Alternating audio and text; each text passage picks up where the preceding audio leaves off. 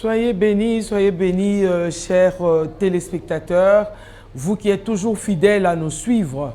Aujourd'hui encore, nous sommes contents de vous avoir devant vos petits écrans à suivre encore cette émission, le rendez-vous, dans laquelle l'Éternel ne cesse de nous bénir avec plusieurs thèmes et aussi plusieurs serviteurs des dieux et que nous recevons sur ce plateau qui ne cesse de nous bénir.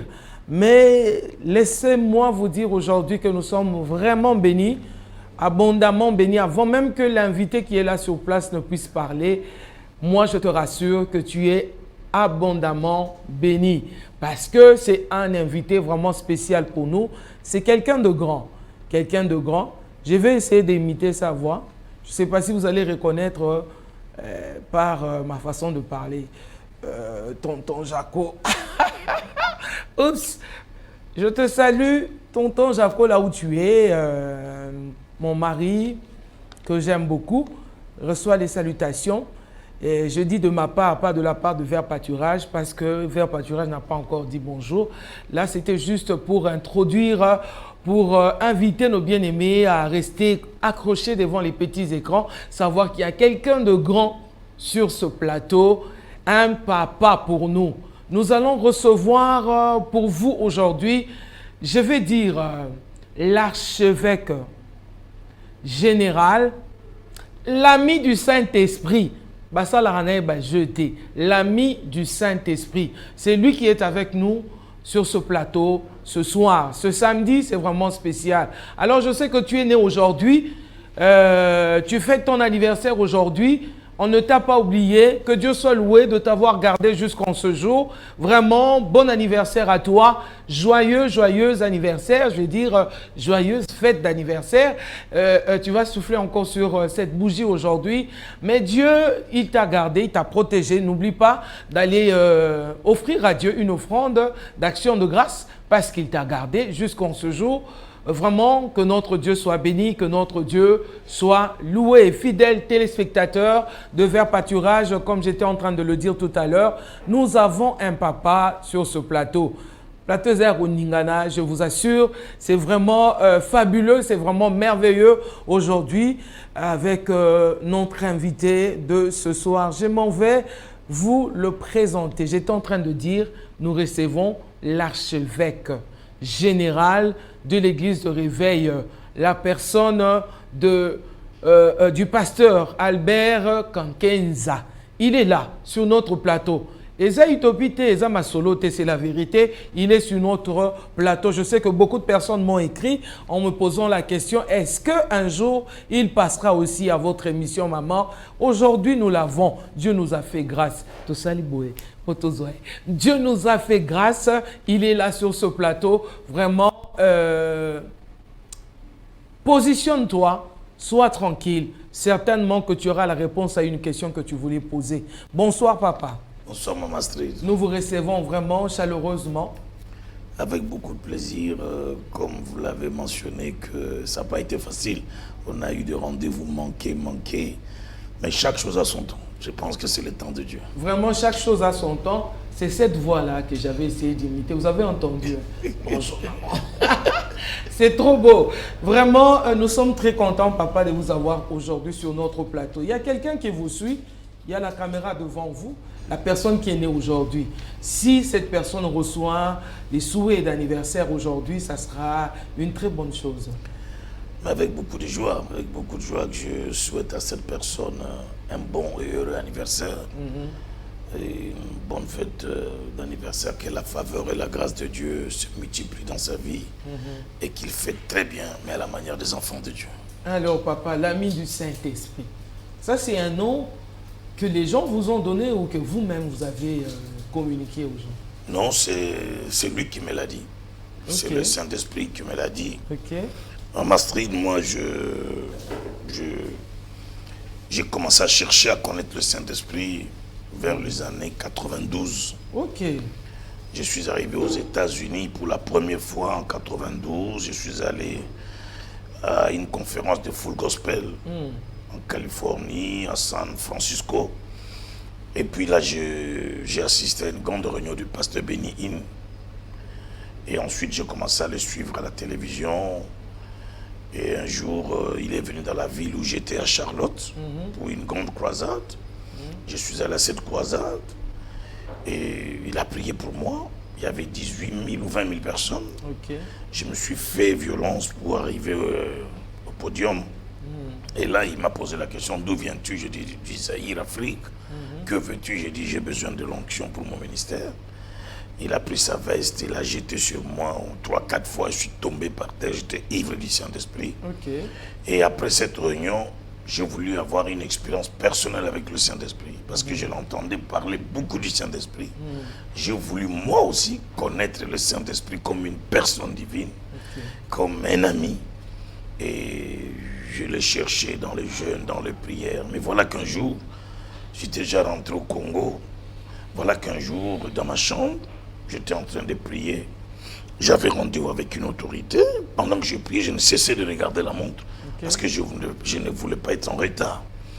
À un moment donné, j'ai interrompu la prière. Parce que je vous tenais à aller au rendez-vous. Alors que je tenais le poignet, je tenais le poignet de la porte de ma chambre. Pour ouvrir la porte, c'est là que j'entends une voix. Où vas-tu? J'ai encore besoin de toi. Ok. N'est-ce pas que c'est toi qui me cherches? Et j'ai senti une main sur mon épaule. Où vas-tu? Mais une voix qui ne fait pas peur. Une voix douce, tranquille, gentille, pleine d'amour et de compassion. Mais quand même, j'ai sursauté un peu. Parce que je n'avais jamais entendu ça de cette façon. Et c'est là que il me dit, je suis le Saint-Esprit que tu cherches. J'ai envie d'être avec toi, de rester avec toi. Reste avec moi. Et je refermais la porte. Je me suis plongé dans la prière. Toute ma chambre à coucher était comme la nuée de Dieu, comme la fumée. Ok. Et je suis resté dans cette présence tout en oubliant que j'avais un rendez-vous avec une autorité. Ok. Mais en réalité, le vrai rendez-vous avec l'autorité suprême Ok. était Dieu ce jour-là. Il était sur place. Il était sur place. Et c'est comme ça qu'il m'a dit, de la même manière que les gens me demandent, l'amitié dans les Facebook. Moi aussi. Le Saint-Esprit. Saint-Esprit, je viens demander ton amitié avec toi. Je veux que tu deviennes mon ami de tous les jours. Et je vais t'apprendre énormément de choses dans ta vie. Voilà comment les choses sont passées. Ok, en tout cas, gloire à Dieu. On voit vraiment que cette relation avec le Saint-Esprit, c'était vraiment une relation très proche entre vous et le Saint-Esprit. Et je dirais même que vous avez fait rêver beaucoup de jeunes dans ces années-là, 92, comme vous venez de dire tout à l'heure, après que vous soyez revenu des États-Unis, tout ce qui se passait, on vous voyait parce qu'il n'y avait pas beaucoup de chaînes de télévision comme aujourd'hui. À la RTNC, tout le monde était devant sa télévision pour suivre le pasteur Albert Kankenza, avec tout ce que vous faisiez comme miracle, des guérisons, des délivrances et toutes ces choses-là. Vraiment, le seul secret, c'est seulement ce contact avec le Saint-Esprit. Oui, le Saint-Esprit, il faut le découvrir comme une personne. Beaucoup de gens parlent du Saint-Esprit, mais il ne suffit pas de parler de lui. Oui. Il faut plutôt l'expérimenter. Ok. Il faut le pénétrer. Il faut le connaître. Et connaître ses attributs. Connaître son rôle dans nos vies. Savoir que c'est une personne divine à part entière. Le Saint-Esprit n'est ni un vent, ni une force, ni une puissance quelconque. Le Saint-Esprit n'est ni le feu, mais le Saint-Esprit est une personne divine à part entière. Donc, Jésus dit lui-même, il est avantageux pour vous que je m'en aille. Il est avantageux, c'est un avantage, c'est un privilège qu'il dit. Vraiment? Il est avantageux pour vous que je m'aille, car si je ne m'en vais pas, je ne vous enverrai pas le consolateur. Et il dit quand le consolateur viendra, il n'a pas dit quand le vent viendra, il n'a pas dit quand la puissance viendra, il n'a pas dit quand la force viendra. Il dit quand le consolateur, Jésus l'appelle le consolateur, le paraclet, quand il viendra, il vous enseignera. Il ne parle pas d'une chose, il parle bien d'une personne réelle. Il vous enseignera, il vous conduira dans toute la vérité. Il vous dira des choses qu'il aura entendues de moi. Il vous annoncera des choses à venir. Il ne se glorifiera pas, mais il me glorifiera. Donc Jésus parle d'une personne divine. Alors, il faut le connaître. Il faut avoir une relation personnelle avec cette personne beaucoup de gens prêchent le Saint-Esprit comme le vent, comme une force. Comme une puissance quelconque. Comme une puissance quelconque, même encore comme un oiseau, simplement parce qu'il avait pris la forme de la colombe. Il m'avait dit un jour, Albert Kankenza, il faut dire aux gens que je ne suis pas un oiseau. J'ai seulement pris la forme d'un oiseau, mais je ne suis pas un oiseau. J'ai pris la forme de la colombe pour montrer ma douceur, ma nature. Mais je ne suis pas un oiseau. Je suis une personne divine. Je suis une personne avec qui vous pouvez avoir une relation personnelle, une amitié profonde, de rapport intime avec moi, c'est-à-dire l'intimité profonde avec le Saint-Esprit. Et c'est quand est-ce que vous avez commencé votre ministère? Comment est-ce que vous avez reçu d'ailleurs cet appel? Comment vous l'aviez su que vous êtes appelé? Je me suis converti en 79. J'étais à l'internat, à Cabinda, aujourd'hui Lomami, à l'époque à Sa-Oriental. J'avais 20 ans, j'étais à l'internat et puis je tombe gravement malade. On m'amène rapidement à Mbuji-Mayi parce qu'on doit m'évacuer à Kinshasa. Nous sommes en 79. Et là, on m'amène dans une petite église, des rameaux qu'on peut appeler les Malemba. Au Kassan, on les appelle les Malemba. Ils portent des soutanes blanches. Et puis, on m'amène là-bas. J'étais malade, j'avais un gros ventre. J'avais des gales sur tout mon corps. Et j'étais mourant. Alors, on m'amène dans cette église. Un enfant malade, on m'enferme là-bas pendant 14 jours. Le pasteur de cette église priait pour moi, il me donnait de l'eau bénie chaque jour. Et au bout de 15 jours, j'ai été complètement guéri. Et j'ai donné mon cœur à Jésus de cette façon-là. Et c'est en 79.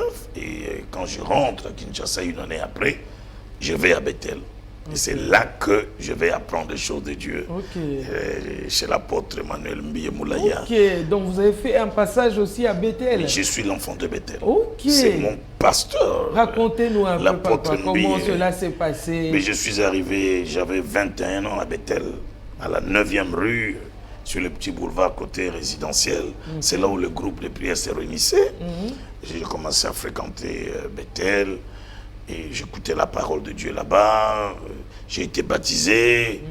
Et en 83, je suis allé à Mbuji-Mayi en aventure. Et c'est comme ça qu'en Mbuji-Mayi, je retrouve 7 ou 8 frères qui venaient de Kinshasa, de Bethel. À l'époque, on ne l'appelle pas Bethel, on l'appelle le groupe de prière charismatique. Donc, on se retrouve quelques frères de Kinshasa, en Mbuji-Mayi, et nous démarrons. Nous commençons le groupe de prière charismatique de Mbuji-Mayi. Et quelques mois après, je deviens le leader principal de ce groupe qui part de 10 personnes à plus de 2000 personnes dans 2 ans. Je reste pasteur leader de cette église pendant 2 ans. Et au fait, j'ai reçu l'appel en 83. Il y avait Jean-Louis Jaillet, paix à son âme, un évangéliste international, un Français, qui est venu, qui prêchait. Il a fait une grande campagne à l'Africaine en 83. Et quand j'arrive à Mbuji-Mayi, la même année, il vient à Mbuji-Mayi faire la même campagne. Et c'est l'homme qui m'a donné envie de prêcher. C'est l'homme qui m'a donné la joie de servir Dieu.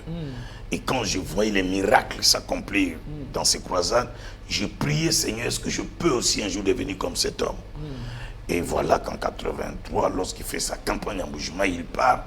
Je commence à imiter Jean-Louis Jaillet dans notre petit groupe. Je commence à prêcher ses prédications des croisades. Tout est possible à celui qui croit, la foi, les miracles. Et je commence à voir les miracles. Les infirmes marcher et les femmes stériles concevoir. Alors une année après, Jean-Louis Jaillet revient à Mbuji-Mayi. Je vais le voir pour lui dire, écoutez, depuis votre passage ici, voilà ce qui s'est passé dans ma vie. Je vous invite à venir prêcher dans notre église. Il m'a dit, mais jeune homme, moi, je viens pour des croisades de 30 000 personnes. Tu m'invites dans ton église. Demande à ton église de venir à la croisade, simplement. Et ensuite, il a rigolé et il est venu dans notre église. Il a fait une veille avec nous. C'est comme ça que mon appel a commencé. Par le message de la foi. C'est pour cela que mon église porte le nom de la foi abondante. Parce que le ministère de Jean-Louis Jaillet était la vie abondante.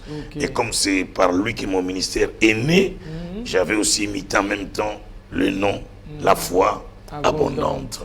Donc voilà comment le ministère a commencé. Mais c'est vers les années 92, quand je pars aux États-Unis, c'est là que mon ministère prend un autre une autre tournure, avec le message de l'onction, le message du Saint-Esprit, ma rencontre avec le pasteur Béni. En tout cas, vous avez suivi, chers téléspectateurs, tu es peut-être à la maison en train de te poser des questions. Comment est-ce que je vais commencer? Commence par recevoir Jésus-Christ comme ton Seigneur et ton Sauveur. Commence par fréquenter une église, commence par avoir un pasteur et demain, tu seras peut-être comme le pasteur Albert Kankenza qui est archevêque général des églises de réveil. Aujourd'hui, tout le monde le connaît en RDC en tout cas et même ailleurs parce qu'il est passé par ce cursus-là, il est passé par ce chemin-là. Je te conseille de suivre son exemple. Papa, le Saint-Esprit, on revient encore par le Saint-Esprit. Et comment, quand est-ce qu'on peut recevoir le Saint-Esprit? Ça, c'est des questions très pertinentes. Vous savez, moi, ma passion, c'est parler du Saint-Esprit. Ma passion, c'est parler de cette personne merveilleuse que j'ai découverte dans ma vie.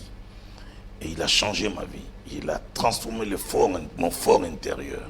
Il a affecté mon ministère. Et aujourd'hui, quand je me réveille, ce matin, je lui ai dit bonjour, comme tous les matins, quand je me réveille, je lui dis bonjour.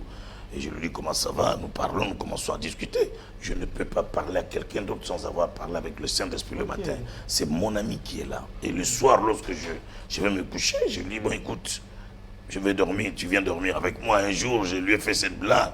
J'ai dit, mais viens te coucher, m'écoute, on va dormir. Il m'a dit, moi je ne dors ni le sommeil. Donc je te regarde, je t'accompagne, dors. Ne m'invite pas à dormir parce que moi, je ne sais pas ce que c'est le sommeil. Moi, je ne dors ni le sommeil. Alors donc, il est là avec moi. Comment le recevoir?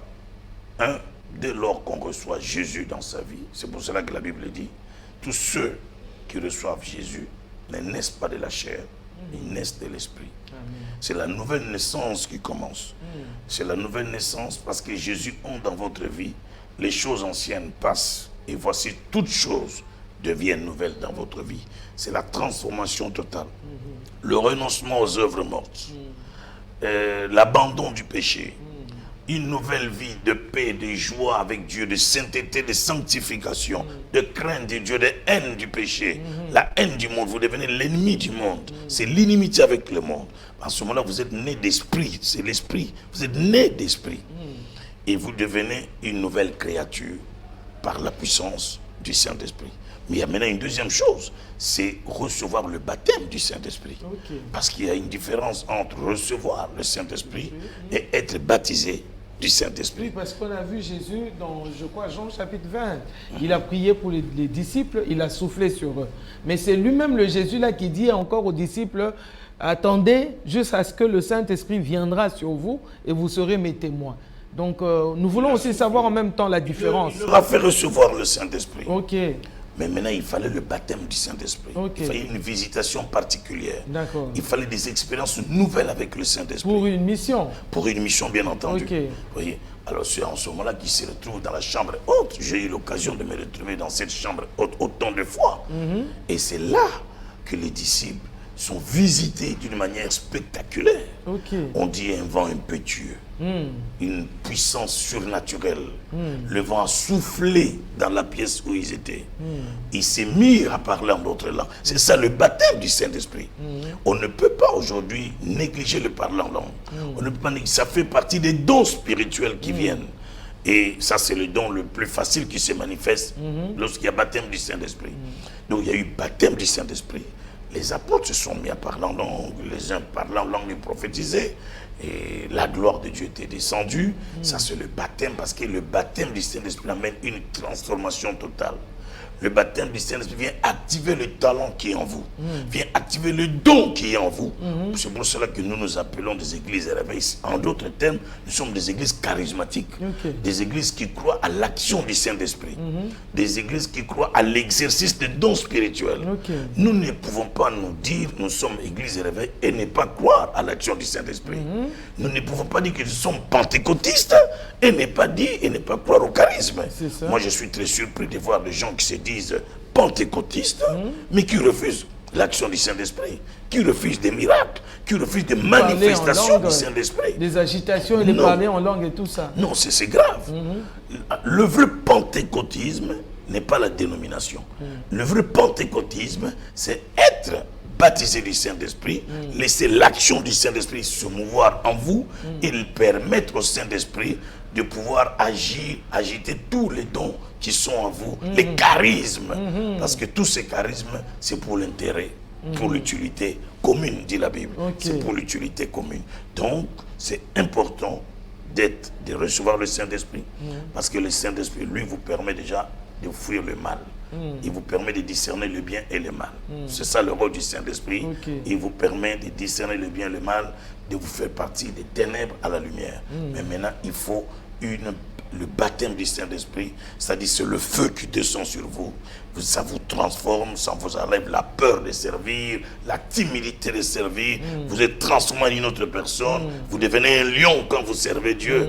C'est à cela qu'il nous appelle. Vous devenez un buffle, comme il a dit. Tu m'as arrosé de ton huile fraîche et tu me donnes la force d'un buffle. Donc ça, c'est le baptême du Saint-Esprit. L'action du Saint-Esprit en vous, les charismes, les dons spirituels sont en action. Et ça, j'adore. Gloire soit rendue au Seigneur. Et on risque même de commencer à parler en langue déjà là, parce que moi je sens que ça bouillonne, hein. Ça commence à monter là.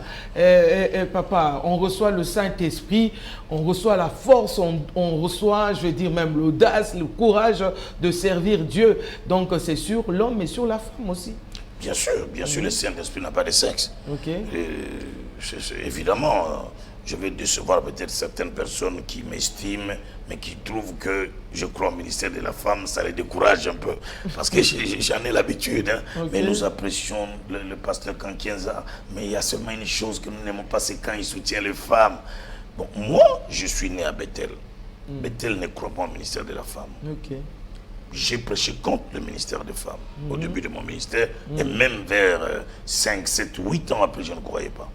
Mais quand je suis arrivé aux États-Unis et que j'ai fait cette expérience avec Benny Hinn, j'ai vu mon ministère transformé. J'ai vu ma vie transformée.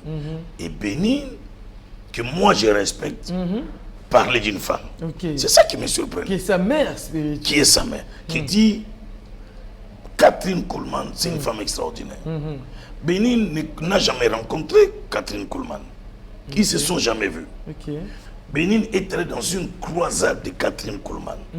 C'est à travers cette croisade que l'onction est tombée sur lui. Et sa vie a été touchée ce jour-là. Il avait un rendez-vous avec l'équipe de Kathryn Kuhlman pour rencontrer Kathryn Kuhlman. Mais après cette croisade, Kathryn Kuhlman tombe malade, hospitalisée et va mourir. Et Benny ne l'a jamais rencontré. Mais il a hérité du manteau de cette femme. Donc vous voyez un ministère puissant comme celui de Benny Hinn, qui a béni des gens pendant plus de 30 ans. Parce que Benny Hinn, pendant 30 ans, il a été au sommet. C'est un télévangéliste sans précédent, quoi. Donc, il a béni des nations, le monde entier. Mais un ministère qui est sorti d'une femme, Kathryn Kuhlman. Et c'est là que je commençais à me dire, moi je ne crois pas aux femmes, mais j'aime cet homme. Mais cet homme croit aux femmes. C'est un combat, c'est une lutte aux femmes. Je suis allé au ministère de Benny Hinn à Orlando. J'ai acheté des cassettes vidéo de Kathryn Kuhlman parce que je voulais la connaître. Je voulais savoir qui était Kathryn Kuhlman. Maman Street, j'ai vu des vidéos de cette femme dans l'exercice du ministère. 15, 20 000 personnes dans ces croisades. Les gens se lèvent des fauteuils roulants, des aveugles qui voient, des sourds qui entendent. Même des gens qui n'ont pas eu accès dans la salle, mais qui sont restés dehors. L'onction les suivait dehors pour les guérir. Ça, j'ai dit, Seigneur, je crois au ministère de la femme. Tu es souverain. Tu peux utiliser qui tu veux, comme tu veux, et quand tu veux. Et surtout que la parole de Dieu dit, tous ceux qui sont conduits par l'Esprit de Dieu sont fils de Dieu. Donc quand la femme prêche, n'est pas fille de Dieu, elle est fils de Dieu. Parce qu'il a l'Esprit de Dieu qui la conduit en ce moment. J'aime pas trop ces débats, mais parce que je respecte... D'ailleurs, ce n'est pas notre sujet d'aujourd'hui. Je respecte ceux qui ne croient pas au ministère de la femme, mais moi, j'ai une expérience personnelle. J'ai vu l'onction qui est sur moi aujourd'hui vient de Benny Hinn, et Benny Hinn l'attire d'une femme. Donc comment est-ce que je ne pourrais pas croire que Dieu peut utiliser voilà. une femme. Voilà. Et moi-même, aussi, je vois, dans l'exercice de mon ministère, j'ai prié beaucoup de femmes et je vois comment le feu s'est allumé dans la vie de ces femmes. Amen. Je vois comment beaucoup de femmes, leur ministère ont été affectés à travers mon ministère et qui sont des femmes de feu. Je peux dire que Dieu est souverain. Je pense que la seule chose à retenir, c'est la souveraineté de Dieu. Gloire à Dieu. Hein? Dieu est souverain, il fait ce qu'il veut, comme il veut, quand il veut. En tout cas, gloire à Dieu. Alors, est-ce que le Saint-Esprit a une mission spécifique, je vais dire, une mission spécifique dans l'Église, dans la vie d'un chrétien et aussi dans le monde? Oui, le Saint-Esprit a un rôle important. Ok. Parce que, en tant que chrétien, quand vous lisez dans le livre de Lévitique 14, c'est l'histoire des lépreux. Un lépreux n'avait pas droit de citer. À cause de la lèpre, il est taxé impur. Il vit en quarantaine, comme avec le corona aujourd'hui. Il y a des gens qui sont mis en quarantaine et qui sont testés positifs. Mais à l'époque, les lépreux vivaient en quarantaine et des années jusqu'à leur mort. Mais Dieu, qui avait aussi établi cette loi de mettre les lépreux en quarantaine, par son amour, il a aussi établi une loi de la purification des lépreux. Et il dit au sacrificateur, tu vas utiliser cette loi, tu vas amener les lépreux hors de la cité, tu prends du sang et de l'huile, deux choses. Le sang, tu mettras sur le globe de l'oreille droite, sur le pouce de la main droite, sur l'orteil du pied droit. Tu mettras du sang et ensuite tu prendras de l'huile. Tu mettras dans l'oreille droite, sur le pouce de la main droite et sur l'orteil. Deux choses, le sang et l'huile. Ça veut dire le sang pour la purification et l'huile, symbole de l'Esprit de Dieu, pour sceller les lépreux et dire désormais, tu peux appartenir à la cité, tu peux retrouver la famille, tu n'es plus en quarantaine, tu es scellé de l'esprit. Nous aussi, nous étions des lépreux spirituels. Jésus nous a sauvés, son sang nous a rachetés, son sang nous a lavés, son sang nous a purifiés et en plus, il nous a donné son esprit. Un, pour appartenir à la famille céleste que nous sommes. Nous appartenons à cette famille parce que nous nous disons les fils et les filles de Dieu. Et il ne peut s'appeler fils ou fille que celui qui a l'esprit de Dieu. L'esprit qui crie Abba Père. Alors, voilà le rôle du Saint-Esprit, c'est d'abord nous faire appartenir à la famille céleste. Et ensuite, le Saint-Esprit aimerait bien que nous marchions en communion avec lui. Parce que la communion avec le Saint-Esprit attire la présence de Dieu. La communion avec le Saint-Esprit vous amène dans l'intimité. La communion avec le Saint-Esprit vous amène dans la compagnie du Saint-Esprit. La communion avec le Saint-Esprit vous permet de ne jamais décider seul, de ne jamais prendre des décisions seul. Vous prenez vos décisions avec le Saint-Esprit. C'est comme ça que Jacques et Pierre, dans la conférence de Jérusalem, ils ont dit ceci. Il a paru bon au Saint-Esprit et à nous de vous dire ce que vous devez faire. Amen. Il a paru bon au Saint-Esprit. Donc, c'est-à-dire que ce que nous vous annonçons comme décision ne vient pas de nous-mêmes. Nous l'avons décidé avec le Saint-Esprit. C'est comme ça que je dis à tous les téléspectateurs de Vers Pâturage, tous ceux qui suivent, qu'il ne faut jamais prendre des décisions sans le Saint-Esprit. Pour vous marier, pour voyager, pour faire les affaires, pour vous lancer dans quoi que ce soit. Dites toujours, cher Saint-Esprit, aide-moi dans la décision que je dois prendre pour que je ne prenne pas une mauvaise décision qui va affecter ma vie, qui va détruire ma destinée, qui va détruire ma vie, mon futur. Donc, il joue un rôle important, beaucoup de choses. Il nous conduit dans la communion, l'intimité, la présence, la compagnie s'associe avec lui et ensuite il nous aide à prendre de grandes décisions. Il nous aide dans la vie de prière. C'est comme ça que vous avez des chrétiens qui sont incapables de prier 10 minutes. Il se met à genoux, il commence à dormir. il se met à genoux, il est fatigué. Il ne peut pas tenir 10 minutes de prière. C'est quel genre de chrétien? Simplement parce que le Saint-Esprit n'est pas dans sa vie, dans toute sa plénitude. Or, quand vous êtes rempli du Saint-Esprit, vous êtes revêtu du Saint-Esprit, il vous donne la force de la prière. Un enfant de Dieu sans une vie de prière, c'est malheureux. Parce que c'est la vie de prière nous aide à surmonter les épreuves. La vie de prière nous aide à nous rapprocher plus près de Dieu. La vie de prière nous aide à conquérir des territoires invisibles qu'on ne peut pas conquérir sur le plan humain. La vie de prière nous permet de percer dans des domaines invisibles. Mais si vous êtes incapable de prier, comment allez-vous percer ces domaines? Comment allez-vous renverser les forteresses? Comment allez-vous aller de gloire en gloire, de victoire en victoire, de succès en succès, sans la vie de prière? Or, avec le Saint-Esprit, il vous donne la force de prier. Moi, j'aurai mes 62 ans dans deux semaines. Mais quand je prie, moi, je peux faire 4-5 heures par jour de prière. Je prie de minuit à 4 heures du matin, de minuit à 5 heures. Je ne sens pas le poids de l'âge. Mais il y a des gens qui n'ont pas mon âge, mais qui ne peuvent pas tenir comme ça des heures. Simplement parce que le Saint-Esprit me rend léger. Il me rend souple. Très important. Donc, ma vie de prière n'est plus une corvée. Ma vie de prière est une vie avec lui. C'est une relation avec lui. C'est comme je parle avec vous. Je ne peux pas me fatiguer de parler. Mais comment je peux me fatiguer quand je parle avec Dieu? Parce que le Saint-Esprit là, il me fortifie.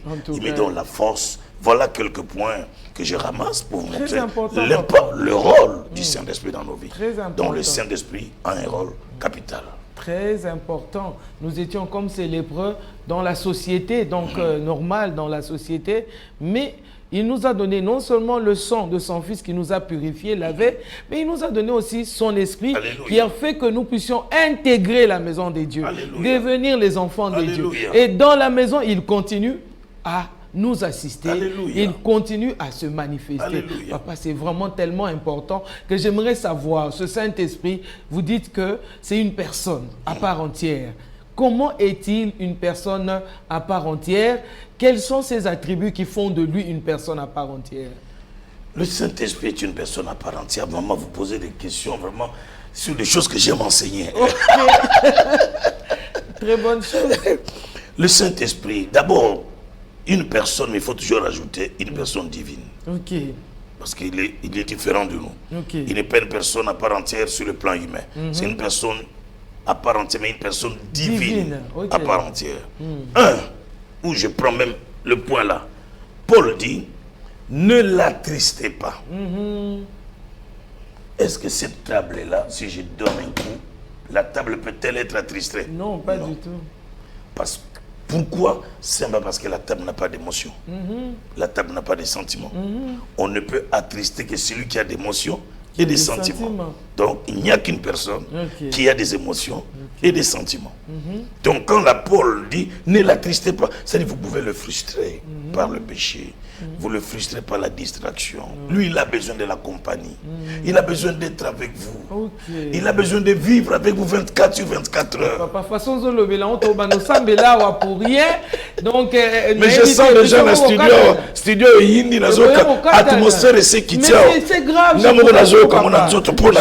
Moi aussi, vous suivez là-bas, je ne sais pas ce qui va vous arriver, mais croyez-moi, le Saint-Esprit est déjà en action. Il est en action, je le sens, je sais quand il arrive dans ma vie. Là, je sens qu'il est déjà dans le studio. Et tous ceux qui nous suivent, tous ceux qui sont sensibles, pourront témoigner après cette émission des choses qui vont arriver dans leur vie. Il y en a qui vont se mettre à parler en langue. Il y en a qui vont avoir des visitations. Il y en a qui vont avoir les anges qui vont leur apparaître. Donc, il va se passer des choses. Donc, il n'y a que l'homme qui a des émotions et des sentiments. Et c'est pour cela Paul dit, ne l'attristez pas. Parce qu'il a des émotions et des sentiments. Je me rappelle Maman Street, vers les années 95. Mon deuxième fils venait de naître. Bon, il est né en 94.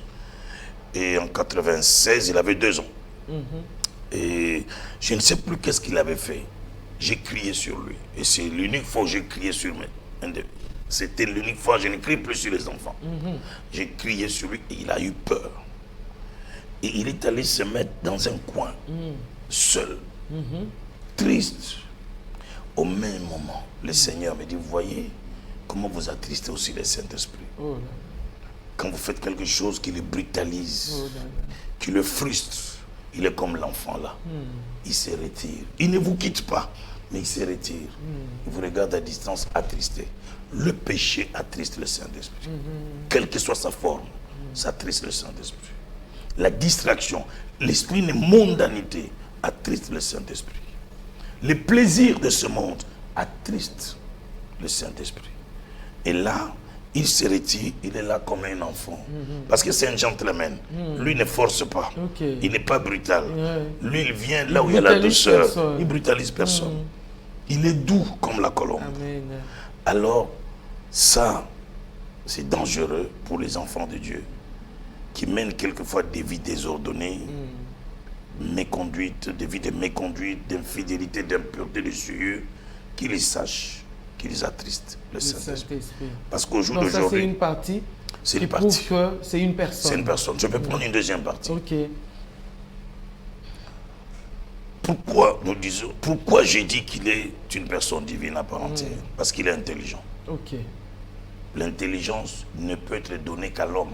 L'intelligence n'est donnée qu'à l'homme parce que l'intelligence, c'est la faculté de transmettre des connaissances aux autres. Ok. Jésus dit, quand il viendra, il vous enseignera. Amen. C'est-à-dire, il transmettra des connaissances. Amen. Il a la faculté de communiquer, de transmettre. Il est intelligent. L'animal n'est pas intelligent. Une chose n'est pas intelligente. Mais le Saint-Esprit est intelligent. Voilà, pour aujourd'hui. Je peux m'arrêter par là avant de... J'attends une autre question. En tout cas, fidèles téléspectateurs, c'est qu'on ressent en ce lieu avec cette émission. Donc, nous sommes en train de parler de la personne du Saint-Esprit avec l'archevêque général, pasteur Albert Kankenza, qui est là sur place. Mwanambo, faut que je ajoute Kankenza Mwanambo. Mwanambo. J'aime beaucoup le nom. Oh là là. C'est le nom de mon donc, père. Voilà l'archevêque général, le pasteur Albert Kankenza Mwanambo, qui est là sur place avec nous, qui vraiment nous communique cette grâce de comprendre le Saint-Esprit. Dans nos églises aujourd'hui, papa, nous voyons plusieurs personnes qui disent je suis rempli du Saint-Esprit, je suis touché par le Saint-Esprit, j'ai été comment, et le Saint-Esprit m'a parlé. Comment savoir que c'est le Saint-Esprit qui nous parle? Comment l'écouter et savoir que c'est lui qui nous parle? Quelle belle émission, mais malheureusement on ne peut pas tout dire dans une émission. J'ai été touché par le Saint-Esprit. Je suis rempli par le Saint-Esprit. Souvent, ce sont des expressions que nous utilisons sans connaître. Bien sûr. La profondeur. Quand j'étais jeune, Paul dit quand j'étais jeune, je parlais comme un enfant. Quand je deviens adulte, je parlais comme un adulte. Quand j'étais jeune dans nos groupes de prière, même dans beaucoup des églises de réveil, aujourd'hui ça continue. Vous voyez, quand l'église, le culte commence, donc on a déjà un schéma là. Les lames sous moi, senga makila, skoto senga ngoya molimo santo, et les gens crient. Mais non, on habitue les gens très mal. Non. Non, on ne doit pas encourager les gens tous les jours des cultes à demander pardon, à chercher le sang. Menez une vie de sainteté, vous n'aurez pas besoin de parler de ça. Menez une vie de sanctification jour le jour. Vous n'aurez pas besoin de pleurer pour le péché tous les jours. Lorsque vous êtes avec le Saint-Esprit dans la communion, dans l'intimité, il vous permet de mener une autre vie. C'est un autre style de vie. Et là, vous n'avez pas besoin de remplis-moi. Non, on n'a même pas besoin de demander à Dieu de nous remplir. Non. La plénitude vient de lui-même. Au fur et à mesure, vous marchez dans l'obéissance, dans la soumission, dans la communion, dans l'intimité. Psaume 42, verset 8. Si je ne me trompe pas, il dit, un flot appelle d'autres flots. Tes vagues passent sur moi. À quel moment un flot appelle d'autres flots? C'est-à-dire l'onction appelle une autre dimension d'onction. La plénitude appelle une autre dimension de plénitude. Ce n'est pas vous de dire remplis-moi, mais au fur et à mesure que vous marchez, vous vous donnez, vous vous consacrez avec lui, lui-même. Le flot, c'est une portion. C'est-à-dire une portion tombe sur vous de l'huile, une autre portion tombe. Vous n'avez pas besoin de dire remplis-moi. C'est lui qui voit. Il vous arrose de l'huile fraîche. Il vous remplit lui-même et vous ne pouvez constater ça que dans l'exercice de votre ministère, dans la marche de votre vie chrétienne. Vous allez remarquer que ça va vous distinguer au fur et à mesure. Ça vous distingue des autres. Ça, c'est pour dire que ce n'est pas tout le monde qui peut écouter le Saint-Esprit. Ce n'est pas tout le monde. Tout le monde peut écouter, mais c'est une discipline. Ok. C'est pas une chose aussi facile que ça. C'est une discipline. Parce que on dit le Saint-Esprit. Il est saint. Il ne peut pas venir là où il y a l'impureté. Il ne peut pas venir là où il y a la souillure. Il ne peut pas habiter dans un vase souillé et pur. Et il veut un vase qui est pur et qui continue à se conserver pur. Et il demeure là. Or, la plupart de beaucoup d'enfants de Dieu ont beaucoup de faiblesses. Attachés au plaisir de ce monde. Le monde attire beaucoup de gens. Que même nous, les pasteurs, les hommes de Dieu, on est tentés par toutes ces choses. Donc, pour avoir cette intimité avec le Saint-Esprit, il y a un prix à payer. Un prix à payer, c'est le rejet total de la mondanité. C'est le refus de mauvais amis, de mauvais compagnons. Les choses anciennes doivent passer. Ah, ça doit passer. C'est un prix à payer. C'est des sacrifices énormes. Comme le dit Dadi, Espérance Mbaka dit, on doit être une outre neuve pour recevoir un vin nouveau. Absolument. Le vin nouveau ne peut pas venir dans des vieilles outres. Des outres pleines de saleté, d'impureté. Non. Dieu est un Dieu de principes. Et lorsque vous marchez dans ces principes, lui aussi marche. Et lorsque vous vous écartez de ces principes, il vous laisse continuer. Et lui reste toujours Père jusqu'à ce que vous reveniez vers lui. L'école du Saint-Esprit, papa. L'école du Saint-Esprit, ce concept, d'où vous est venue cette idée, cette pensée de commencer cette école du Saint-Esprit? En 2012, j'ai traversé des moments très difficiles. Je venais d'acheter une parcelle pour l'église en 2012, 2011, et on a été escroqué. Plus de 200 000 $ partis. Et là où j'étais, là où l'église était en location, on avait déjà résilié les contrats parce qu'on savait qu'on partait chez nous. Et maintenant, le temps de partir, les héritiers, quelques héritiers, ont refusé que notre ministère s'installe à l'endroit acheté. Et ce qui fait que, de l'autre côté, on a résilié les contrats. Dans l'espace de 14 jours, où amener cette multitude? L'église s'est retrouvée dans la rue. Et c'était des moments très durs et pénibles pour moi. Nous sommes allés prier dans une parcelle, dans un restaurant. À l'époque, ce restaurant appartient à un Congolais qui vit en France, qui est combattant.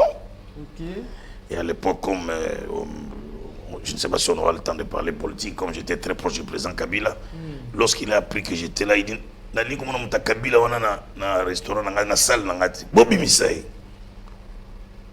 On nous a mis dehors. Nous nous sommes retrouvés à Lemba. Et c'était des périodes dures. Les gens se moquaient de moi. Dieu l'a abandonné. L'église est dans la rue. C'est pendant ce moment que je pose la question, Seigneur, qu'est-ce qui se passe? Et c'est pendant que je prie, au lieu que Dieu me donne la réponse à ce que moi je voulais, Dieu me dit, commence le code du Saint-Esprit. Je dis, mais ça n'a rien à voir avec le problème que j'ai. Commence le code du Saint-Esprit. Et j'entre en prière 21 jours, je m'enferme. Et c'est là que je lance le code du Saint-Esprit. Et quand je lance le code du Saint-Esprit, fin 2012, début 2013, je n'avais jamais vu ça dans ma vie. Je n'avais jamais vu ces choses dans mon ministère. Ces réunions-là commencent à 8 h, les gens viennent à 22 h pour dormir dehors.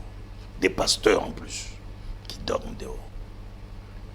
Et jusqu'à ce jour, quand je tiens les codes du Saint-Esprit, les gens viennent à la veille, qui trouvent les hôtels à côté, pour dormir. Et c'est là que Dieu a commencé à me dire, quel que soit ce que tu traverses, moi je ne t'ai pas abandonné. Ce n'est qu'une preuve. Je suis avec toi. Ferme tes oreilles à ceux qui se moquent de toi. Laisse-les se moquer de toi. Toi, fais mon œuvre. Et je vis le code du Saint-Esprit prendre des allures que ça a pris en Afrique, en Europe, au Brésil, Le corps du Saint-Esprit est devenu notre marque déposée aujourd'hui, où j'enseigne le rôle du Saint-Esprit, j'enseigne les attributs du Saint-Esprit, j'enseigne l'importance d'avoir l'amitié avec le Saint-Esprit. Et nous voyons des choses incroyables dans cette école. Les gens quand les gens sont remplis du Saint-Esprit dans nos écoles, il y en a qui deviennent aveugles, il y en a qui deviennent muets. Justement, j'allais en il y en a qui deviennent sourds. Voilà. Comment ça se fait? Le Saint-Esprit, c'est la lumière. Le Saint-Esprit, c'est le feu. Le Saint-Esprit vient délivrer. Le Saint-Esprit vient donner la guérison. Comment ça se fait que quelqu'un vient dans une réunion du Saint-Esprit, il devient aveugle pendant un temps, il s'endort, là, il se réveille. D'ailleurs, mon propre mari, il était dernièrement, vous avez organisé... Voilà, il a été guéri. Oui. Par son problème d'estomac qui le dérangeait depuis longtemps, un problème de gastrite. Il paraît qu'il mange tout maintenant. Ah oui, il mange tout à n'importe quelle heure, il n'y a pas de problème.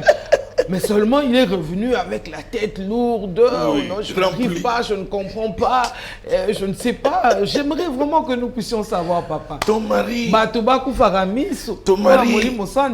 ne croyait pas trop tomber à beaucoup de choses. Mais il a été lui-même bénéficiaire de ça, le corps du Saint-Esprit. Imaginez sa masse là. Dès que je mets la main, moi j'ai dit, oh my God. J'avais peur aussi parce qu'avec sa taille. Mais j'ai béni Dieu. Le Saint-Esprit est la lumière. Maman, la Bible là, elle est compliquée. Elle est complexe. Quand vous lisez Daniel, je crois dans Daniel 9 ou 10, je ne me rappelle plus. Daniel était en prière. De 21 jours. Et lorsque Dieu le visite, Daniel dit, quand l'ange est venu vers moi, mes genoux, je n'avais plus de force. Mes lèvres, je ne pouvais plus parler. Et l'ange a vu que j'étais affaibli. L'ange est venu, il m'a touché. Et les forces revinrent. L'ange a touché mes lèvres. J'ai repris de parler. C'est des versets que je n'avais jamais lus dans ma vie. Mais quand j'ai commencé à expérimenter comment les gens deviennent sourds, muets, Dieu m'a commencé à me conduire dans la Bible. Il dit, regarde Daniel, il est devenu muet. L'ange a touché. Et c'est ce que moi j'ai fait à l'école du Saint-Esprit. Quand les gens deviennent muets, je touche, les langues se délient. Et quand les langues se délient, les gens vous racontent des choses. Il dit, j'ai vu un ange qui a fermé ma bouche.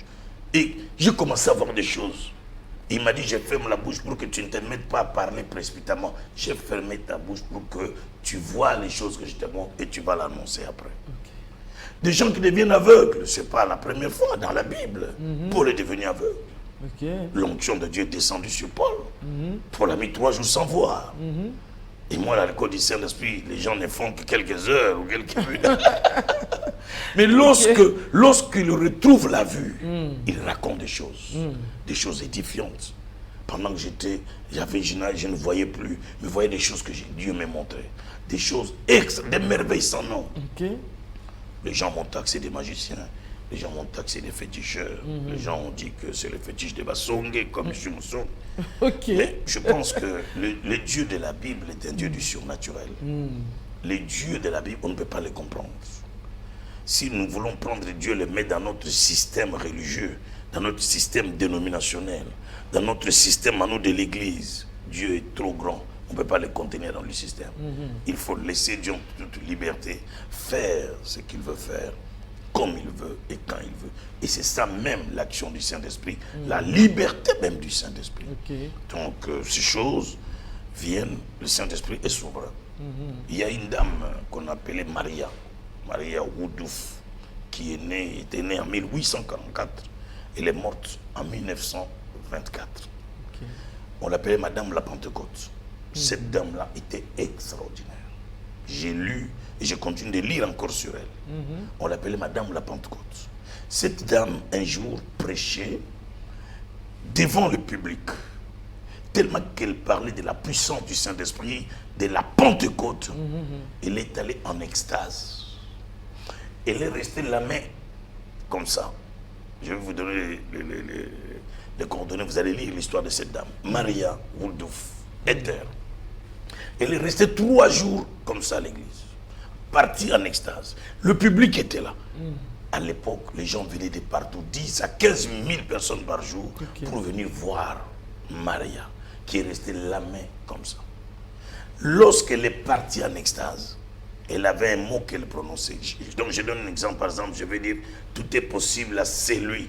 Je m'arrête là, je pars en extase. 3 jours après, lorsqu'elle rentre, elle continue la phrase, à celui qui croit. Donc, ça a été extraordinaire. C'est ça Dieu qui prend quelqu'un comme ça en extase 3 jours. Le Dieu de la Bible est un Dieu de miracles. On ne doit pas limiter Dieu. Amen. On ne doit pas limiter la façon de faire de Dieu. La Bible dit clairement, les voies de Dieu ne sont pas nos voies. Et les pensées de Dieu ne sont pas nos pensées. Il ne faut pas que nous limitions Dieu selon nos voies, selon nos moyens, selon nos méthodes, selon nos traditions religieuses, selon nos coutumes religieuses. On ne doit pas limiter Dieu selon nos pensées humaines, selon nos philosophies, selon nos doctrines. Oh, chez nous, on ne fait pas comme ça. Chez nous, chez vous, où? C'est ça. C'est ça le problème. Chez vous, où? Où on est enfant de Dieu avec la Bible, où on a chez soi. Chez vous, où? Chez nous, on ne fait pas comme ça. Chez nous, les pentecôtistes. Chez nous, les sels. Chez nous, les ceci. Voilà les problèmes qui tuent aujourd'hui les églises. C'est le chez nous là. Parce que dans le chez nous là, il y a des mécanismes établis. Dans le chez nous là, il y a des schémas établis. Dans le chez nous là, il y a une liturgie. Il y a une liturgie. Mise en place. Des rites. Des dogmes. Donc on ne permet pas au Saint-Esprit d'agir parce qu'on lui a mis de garde-fous. Mais lorsqu'on dit que tous les garde-fous tombent et que le Saint-Esprit puisse se mouvoir, mais on peut vivre des choses extraordinaires. Quand il se sent dans sa liberté d'action. Il n'a pas trop de liberté dans beaucoup de nos églises. Il est là, les gens travaillent avec lui, mais ils ne lui ont pas permis de faire plus que ce que lui devait faire. Il est là. Je ne dis pas que les églises n'ont pas les gens. Il est là. Mais parce que vous l'avez limité, il s'arrête là où vous l'avez laissé. Il ne peut pas aller au-delà. Mais ceux qui croient en lui, pour qu'il aille au-delà, ils vont vivre les surnaturels, les choses inhabituelles. Amen. Comme vous avez dit vous-même, on ne peut pas tout dire ici. L'émission, c'est le temps aussi. Alors, avant de passer à l'autre registre et sur les questions de la politique, j'aimerais que vous puissiez regarder cette caméra, affecter cette personne qui vous suit. Dites-lui quelque chose sur le Saint-Esprit, une question que je n'ai peut-être pas posée, quelque chose que vous êtes venu avec dans le cœur. Vous vous êtes dit, quand je vais arriver là-bas, je veux dire aux enfants de Dieu telle chose. J'aimerais que vous parliez pour quelques 2-3 minutes. Je voudrais dire à tous les frères et sœurs de Vert Pâturage que les choses dont je parle, ce ne sont pas des légendes, ce ne sont pas des fables, ce ne sont pas des histoires. Vous pouvez expérimenter cette communion avec le Saint-Esprit. Vous pouvez expérimenter cette relation personnelle avec le Saint-Esprit. Et aujourd'hui même, en me suivant, quelque chose de nouveau peut se passer dans votre vie. En me suivant, aujourd'hui même, des expériences nouvelles vont commencer dans votre vie.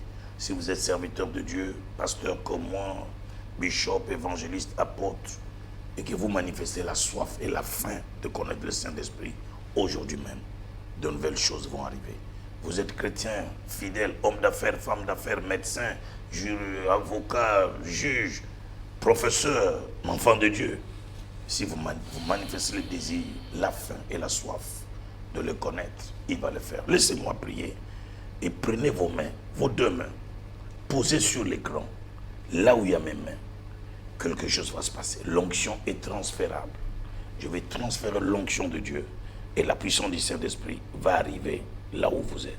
Père, visite ces hommes, visite ces femmes, visite ces jeunes gens qui ont besoin de toi, visite tous ces ministères qui sont aujourd'hui à sec, les ossements desséchés, qui ont besoin de retrouver la vie. Que le vent de l'Esprit souffle dans leur maison. Au nom de Jésus de Nazareth, recevez cela. Amen.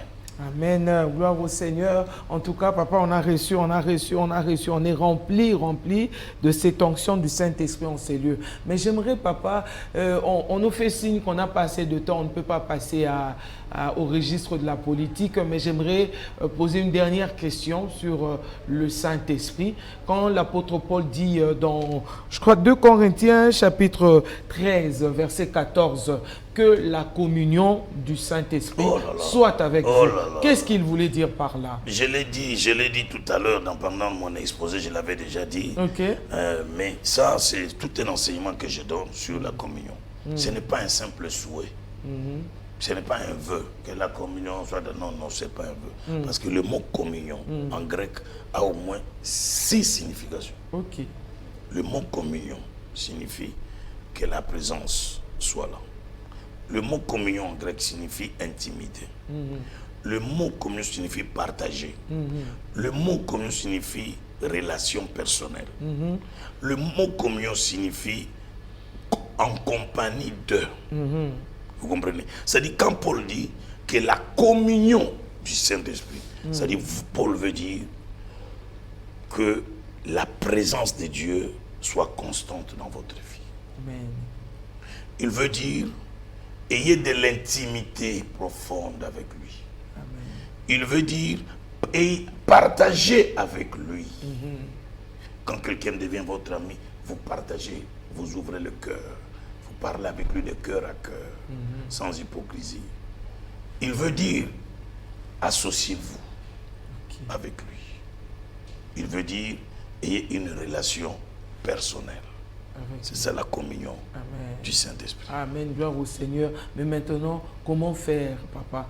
Nous avons entendu tout ça. Comment faire pour garder cette relation, qu'il n'y ait pas d'interruption entre nous et le Saint-Esprit? Comment faire pour préserver cette relation? Nous sommes dans un monde corrompu, un monde très compliqué. Vous savez, il m'arrive d'aller souvent en brousse. 2 semaines, je pars.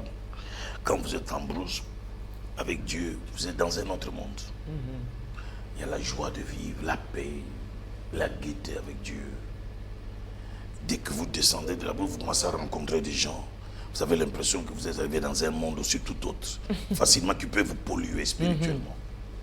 Donc l'entourage, le lieu de travail, à l'église, plutôt à l'université, dans les écoles, dans notre famille, il y a des esprits. Et comment se protéger contre tout ça qui peut vous polluer? 1. La sainteté, la sanctification, la crainte de Dieu. 2. La vie de prière intense. Menez une vie de prière comme si vous alliez mourir demain. Priez, priez constamment. Jésus a dit veillez et priez sans cesse. On doit veiller et prier sans cesse. Parce que quand on veille et on prie, on chasse la distraction. Mais quand on prie moins, la chair revient. Les désirs de la chair reviennent. Et quand les désirs de la chair reviennent en nous, ça nous pousse vers le mal. Mais plus on prie, on s'approche de Dieu, la gloire de Dieu brûle les désirs de la chair. Amen. La gloire de Dieu brûle toutes les passions charnelles. Mais quand vous cessez d'aller vers la source de la gloire, vous signez un certificat de décès de votre communion. Vous signez un certificat de décès de votre intimité avec Dieu. Et beaucoup de gens ont déjà signé les certificats de décès comme ça. De leur communion avec le Saint-Esprit. En tout cas, merci beaucoup. Je sens qu'il y a beaucoup de choses à dire autour du Saint-Esprit. Mais j'aimerais savoir en dernier, pour terminer, est-ce que vous avez un programme à quand la nouvelle session sur l'école du Saint-Esprit? La prochaine école, c'est au mois de décembre. Au mois de décembre, oui. Là, nous venons de relancer l'école 3 ans après. Au mois de décembre, nous aurons une grande école de 3 jours. Et avant décembre, je vais faire quelques tournées à Kinshasa, 3 mini-écoles dans différents districts pour mobiliser les enfants de Dieu, les serviteurs de Dieu et les préparer à la grande méga-école du mois de décembre. Gloire au Seigneur. Merci beaucoup, archevêque général. Vraiment, ça a été un plaisir. C'était vraiment un plaisir de vous recevoir sur ce plateau. Et je veux dire, c'était une bénédiction. pas seulement un plaisir, mais c'était une bénédiction de vous avoir. Et j'ose croire que Dieu va nous permettre encore pour un prochain numéro, avec un autre thème, pourquoi pas. Et nous pensons que vous allez nous permettre aussi vous-même, si Dieu le permet, vous-même aussi, vous allez nous donner ce temps afin que nous puissions vous interviewer encore la prochaine fois. Merci beaucoup, Maman Astrid. C'est moi qui vous remercie parce que à travers cette émission, je sais que beaucoup de gens vont comprendre davantage encore sur ce que j'enseigne sur la personne du Saint-Esprit. Il y a des gens peut-être qui attendent de loin le ministère des Cankins, l'onction, tout ça. Mais les gens qui m'ont écouté, ah bon, ils avaient débrouillé, c'est comme ça. Et tout ça, c'est grâce à vous. Et on va permettre à de multitudes d'être éclairés. Et là-dessus, je vous remercie. Et je suis prêt à revenir. En tout cas, même la semaine prochaine, si vous voulez, je suis prêt à revenir pour que nous parlions. Les téléspectateurs aiment ça. Oui, je promets aux téléspectateurs que je suis prêt. Tout le moment, la semaine prochaine, après, l'homme de Dieu et la politique. Ok. Boyoki Bandeko Balandi, Papa Lobi, semaine prochaine, donc le samedi prochain, Papa sera là avec nous. L'archevêque général plutôt sera là avec nous pour parler de ce thème sur l'homme de Dieu et la politique. Est-ce que Moussa Nanzambe a occupé ça la paix politique? Est-ce que Nzamba zo permettre yango maloba Nzambe komi yango toté? On va le savoir la semaine prochaine. Donc c'est vraiment un rendez-vous déjà pris et calé. Et rien ne va nous empêcher parce que Dieu est content de ce que nous sommes en train de faire. Il est d'accord avec nous. Nous croyons que cela va se faire. Entre-temps, je vous dis au revoir. Soyez bénis. Fêtez vos anniversaires comme vous le faites. Que Jésus-Christ soit avec vous. Et surtout, gardez votre sourire. Gardez le sourire parce que Jésus est vivant.